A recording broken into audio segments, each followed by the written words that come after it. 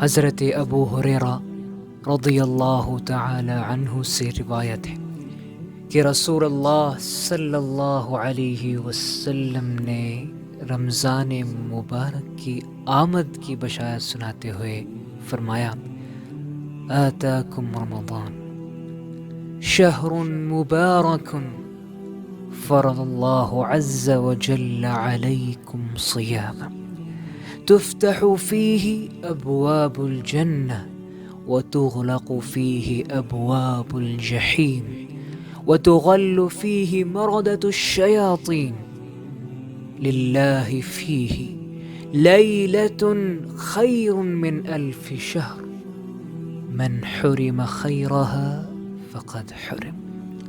تمہارے پاس ماہ رمضان آ چکا ہے جو کہ ایک بابرکت مہینہ ہے۔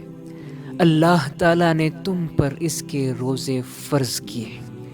اس میں جنت کے دروازے، رحمت کے دروازے کھول دیے جاتے ہیں اور جہنم کے عذاب کے دروازے بند کر دیے جاتے ہیں، اور اس میں سرکش شیاطین جگڑ دیے جاتے ہیں، اور اس میں ایک رات ایسی ہے جو 1000 مہینوں سے افضل ہے۔